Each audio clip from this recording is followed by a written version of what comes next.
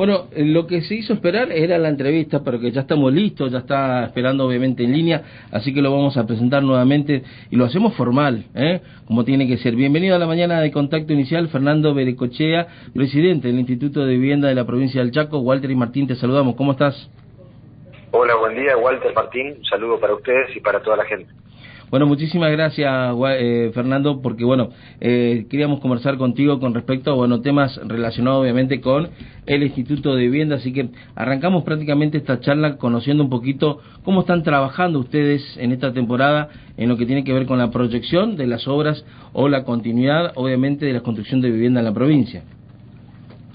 Bueno, en principio estamos en la última etapa ya de este traspaso de la obra pública del Estado Nacional a la jurisdicción de la provincia. Están faltando solamente un par de trámites en Buenos Aires que seguramente ya lo deben estar haciendo, y a partir de allí, una vez que nosotros podamos tener la potestad de poder continuar esas obras que se encuentran paralizadas en la provincia, en función a los recursos, que son escasos, pero que lo estamos mejorando mes a mes aquí en el organismo, en función a esos recursos vamos a determinar las etapas de trabajo para poder lograr la continuidad y la reactivación de estas obras. En principio venimos trabajando desde prácticamente el mes de enero de este año, resolviendo todo lo que son redes de infraestructura, lo que son redes básicas para que la casa pueda funcionar. Estamos construyendo redes de agua potable, red eléctrica, apertura de calles, que eso también, por supuesto, complementa a la vivienda propiamente dicha.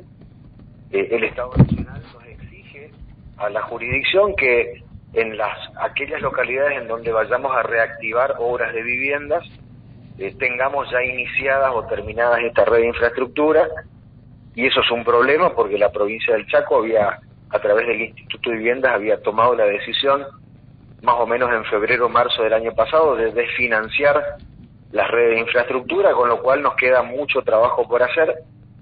Ya hemos terminado las redes de infraestructura para casi 250 viviendas que las hemos entregado con el gobernador, y tenemos en ejecución en este momento poco más de 500 viviendas en toda la provincia.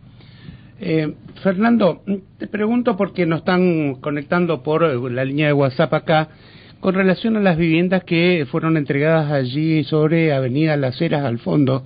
Esto es prácticamente sobre el canal del Quijano, y en el cual, ustedes vinieron haciendo un operativo hace unos días porque hay muchas viviendas que todavía no fueron habilitadas intimados o no fueron habitadas, mejor dicho, intimándolos a que lo hagan, en caso contrario no iban a ser desafectadas de la adjudicación. En muchos casos, como nos comentan por nuestra línea de WhatsApp, dice que el problema pasa que todavía SECHEP no les habilita la bajada de la línea de energía, y por eso es el motivo por el cual todavía no están viviendo en las viviendas estas que fueron adjudicadas ya el año pasado. ¿Qué respuesta tienen para ellos en ese caso? En principio esa es la chacra 214, forma parte de un número importante de obras que fueron construidas por distintas empresas. Cada empresa construyó un cupo determinado de viviendas y terminó conformando el barrio. Es por eso que el barrio presenta distintos niveles de avance. Todavía están quedando un par de contratos sin terminar allí, que forman parte de este convenio que estamos firmando entre Nación y provincia para traspasar esas viviendas al Estado provincial y poder nosotros, en la medida en que dispongamos de recursos, poder terminarlas. Pero básicamente la pregunta que se refiere a las redes eléctricas, tengo entendido que todo lo que es el ex campo de tiro necesita una repotenciación. Quien puede dar una mejor respuesta respecto a esto es, por supuesto, el doctor Vistoletti, el presidente de SECHEP. Nosotros todavía tenemos este par de obras de viviendas sin terminar, todavía nos queda, porque el Instituto de Viviendas lo que construye es redes de infraestructura frentista. Así que estamos esperando simplemente que el Estado Nacional nos pase esta obra para poder terminar esos trabajos. Fernando, me imagino que tenés conocimiento, o por lo menos hayas leído en los primeros meses de tu gestión sobre el proyecto Caraguatá, también una vecina y que de alguna manera es nuestro oyente fiel también de nuestro programa, nos consulta a través de la línea WhatsApp qué pasó con el proyecto Caraguatá, porque sabemos que de una terminalidad de 500 viviendas que estaban asignadas justamente para estas familias que ya empezaron a pagar años y años, digamos, su casa, apenas entregaron menos de un 1%, un 2% del total de las viviendas prometidas. ¿Tiene información al respecto? Sí, el proyecto Caraguatá fue otra de las tantas estafas morales que se le hizo desde la gestión anterior a las familias chaqueñas.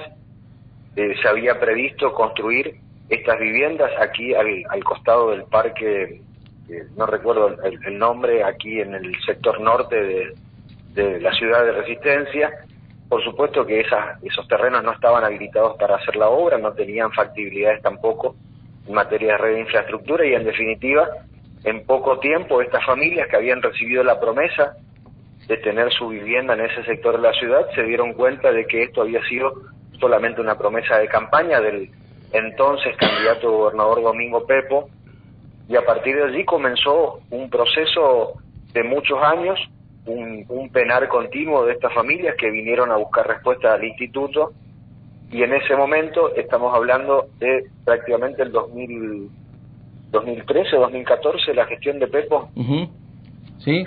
Se había tomado la decisión en el instituto de, ante la imposibilidad de construir en ese sector de la ciudad, bueno, ir incorporando en los distintos sorteos de viviendas que se hacían en Resistencia, ir incorporando un cupo de esas familias hasta poder dar respuesta a la totalidad de estas familias que, repito, habían sido estafadas moralmente por el en ese entonces candidato a gobernador. Todavía han quedado... Sí, perdón. Sobre todo, Fernando, te decía, y quiero aportar también a lo que estamos charlando, que esas viviendas tenían un diseño muy particular, porque iban a ser viviendas dúplex, con garaje, es decir, para una familia medianamente, digamos, solvente, que pueda pagar, digamos, esa construcción, y después tener la oportunidad de seguir ampliando la vivienda precisamente para darle mayor confort, obviamente, al cupo familiar, ¿eh? Sí, en principio fue una promesa de campaña que ya se sabía desde el organismo. Yo trabajo hace 22 años aquí, ya se sabía, era voz popular en el instituto, que era algo que era absolutamente inmaterializable. Así que bueno, lamentablemente estas familias se vieron involucradas en esta especulación política del el entonces candidato a gobernador Pepo, después posteriormente gobernador de la provincia del Chaco. Sé que en estos últimos años, en los sorteos que se fueron realizando en Resistencia, se fue dando una solución a muchas de estas familias y que todavía están quedando unas tantas sin respuesta. Nosotros en este momento nos encontramos con una situación económica y financiera muy compleja en el organismo, con una obra pública que se encuentra paralizada en toda la provincia, con casi 2.000 viviendas, y en consecuencia las prioridades en este momento pasan justamente por terminar esas obras que tienen distintos niveles de avance, terminar las obras de infraestructura y empezarlas allí donde no se hicieron. Esto es algo que el gobernador Heredero lo prometió en campaña: vamos a continuar las cosas que se hicieron bien, vamos a mejorar las cosas que se hicieron mal y aquellas que no se hicieron las vamos a hacer. Bueno, nosotros estamos trabajando en ese sentido, cumpliendo esa promesa del gobernador Heredero. Así que en definitiva la premisa nuestra, la prioridad hoy es terminar estas 2.000 viviendas que han quedado inconclusas, dotarlas de infraestructura de servicios. Y te explico esto porque en definitiva la construcción de nuevas viviendas desde el instituto va a estar supeditado a la finalización de todas estas obras que están paralizadas. Fernando, te pregunto también porque desde la CGT hay un amplio reclamo también por las viviendas que se les prometieron oportunamente y que tampoco fueron cumplidas.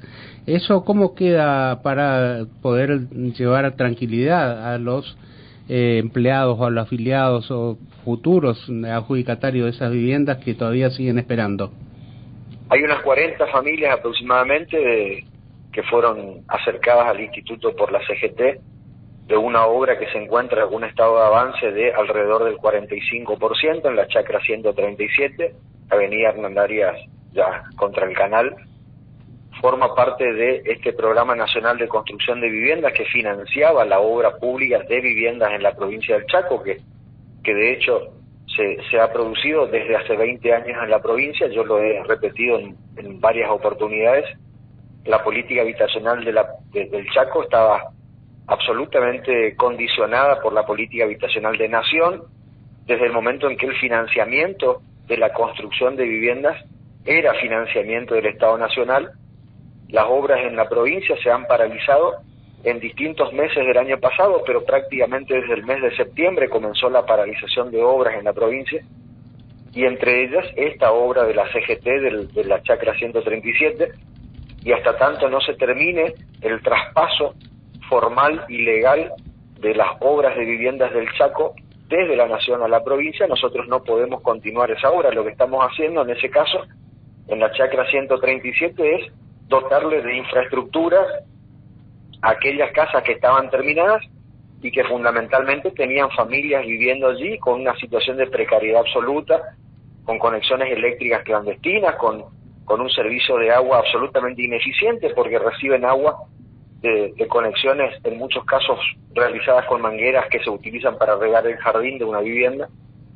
Así que bueno, estamos esperando que se traspase la obra pública de la Nación a la provincia, y a partir de ahí, como le dije hace unos minutos, en función a la disponibilidad presupuestaria que tengamos del organismo, vamos a ir terminando esas obras.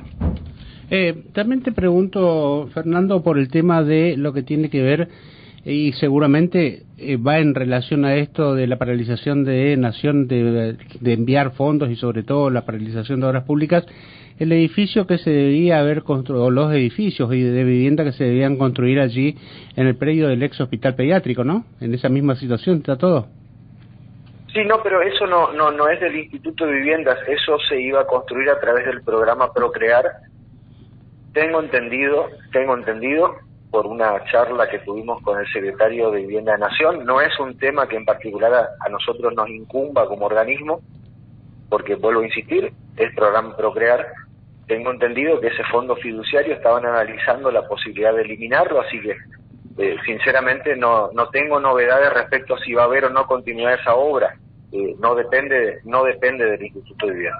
Uh-huh. Pero de todos modos, permitirme hacer un comentario, porque también tiene que ver con esta situación de desorden en el cual nosotros encontramos no solo el organismo, sino que el gobernador lo repite permanentemente, la provincia. Allí se había proyectado, en ese predio, en esa hectárea, se habían proyectado dos cosas.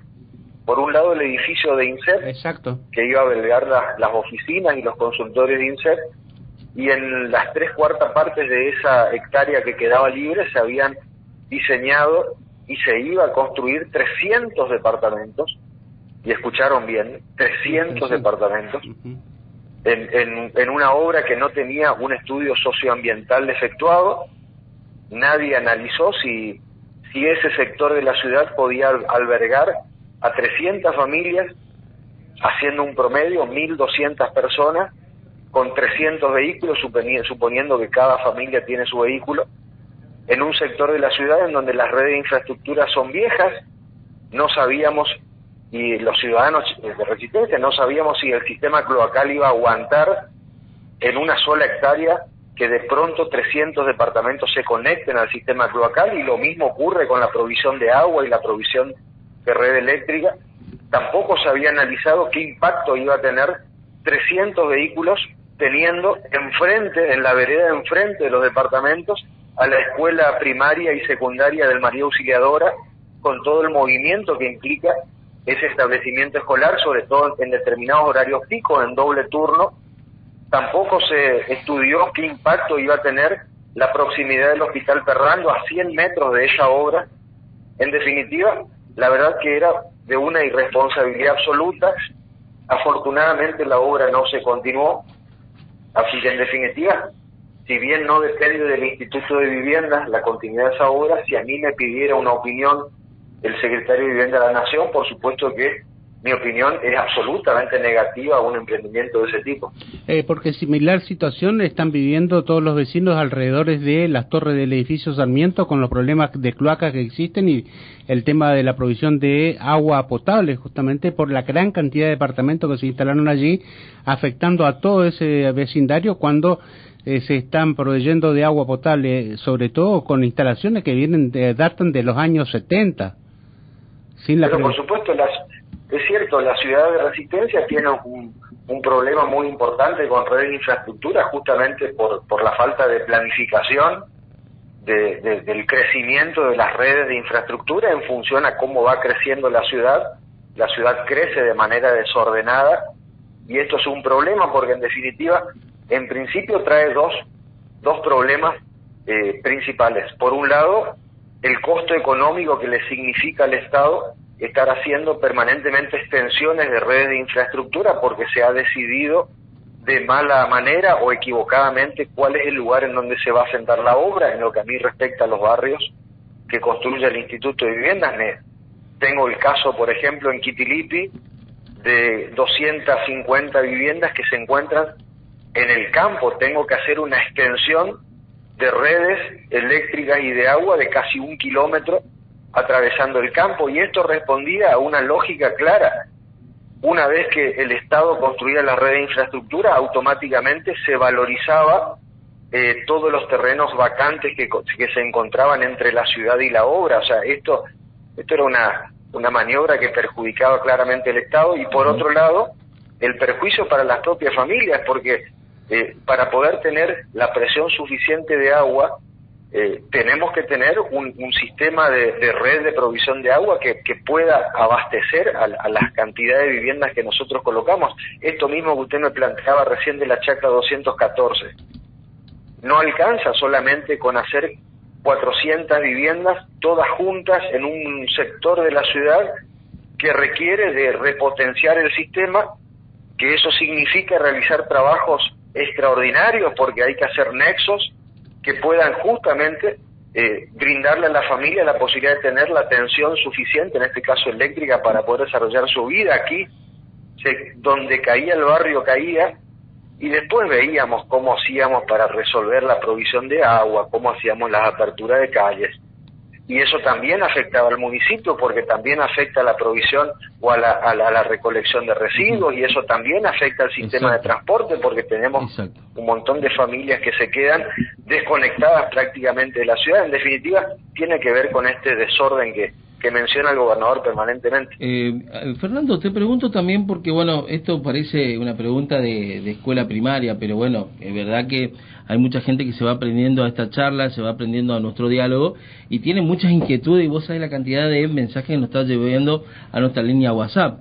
Y en ello pregunta también una vecina, y dice, si la provincia, en este caso el Instituto de Vivienda, tiene los fondos suficientes, digamos, como para emprender, como decías vos, la construcción de vivienda o la terminación de vivienda o los compromisos ya asumidos en gobiernos anteriores, sin pedirle plata a la nación y sin endeudarse, sin sacar un crédito hipotecario o sacar un crédito obviamente internacional, como se hacía anteriormente, y todo el mundo lo celebraba cuando un banco extranjero ponía plata para hacer que sea una obra de emprendimiento, en este caso de vivienda, de hospitales, de escuela, de ruta, y vaya a saber infinidad de obras que finalmente quedaron en el camino. ¿Hay dinero en este momento en la caja del Instituto de Vivienda para emprender estos compromisos?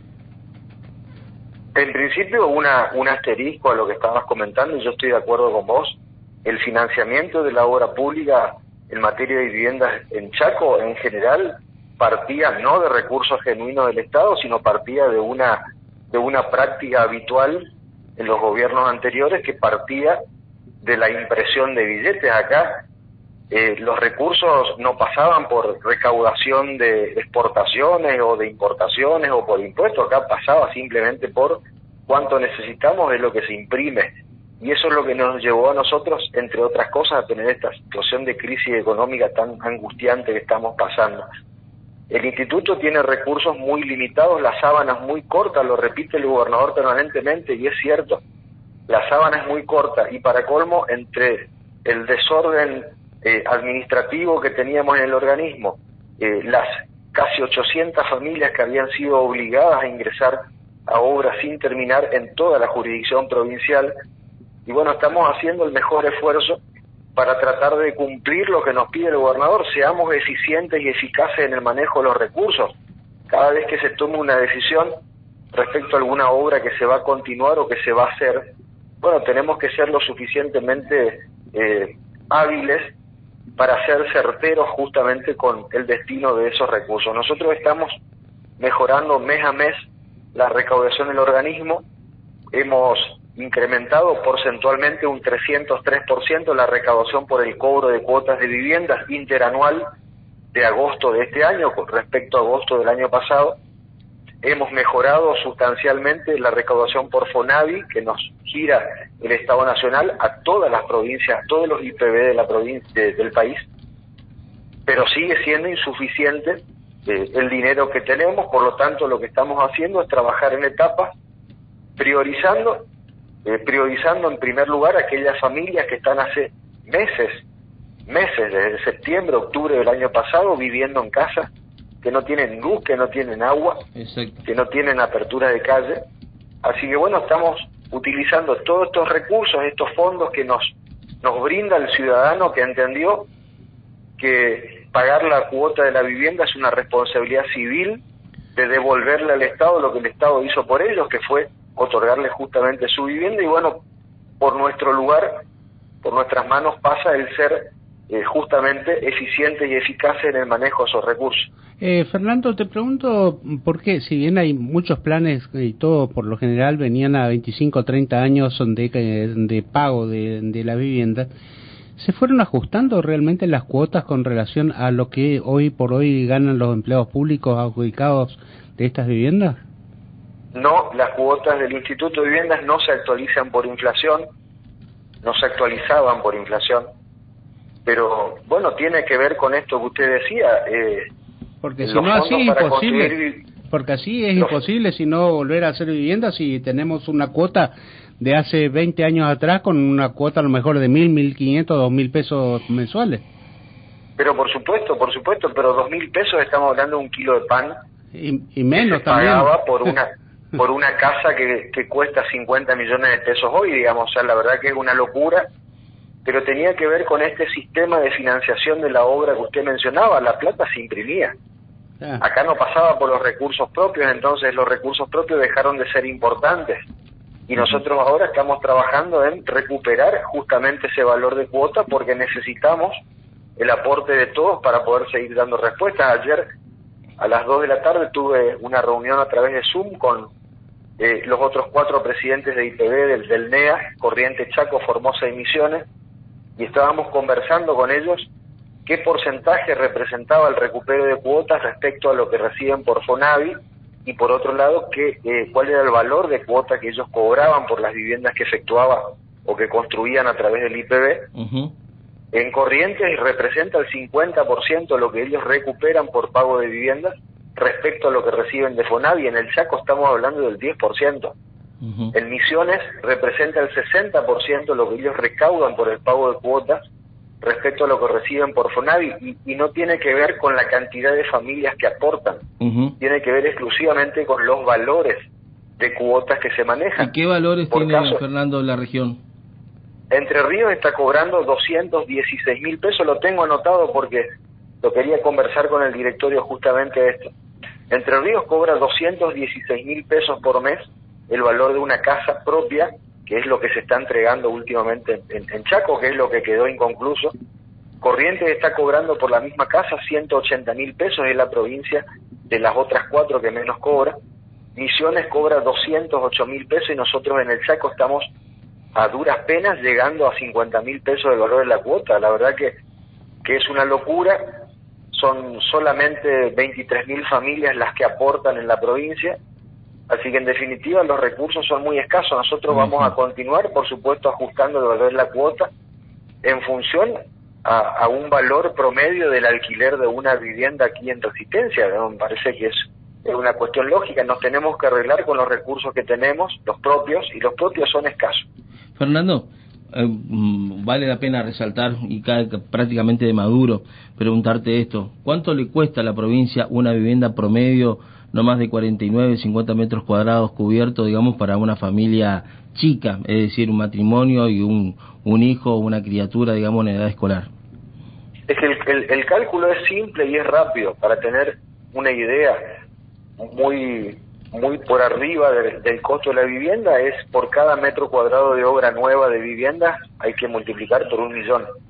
Es tan simple como es. Una casa de 50 metros cuadrados aproximadamente cuesta 50 millones de pesos. Está un poco más, porque la casa, vuelvo a insistir, no es solamente la casa, sino que es la casa con servicios, servicios, la casa terreno, con agua, todo lo demás, sí.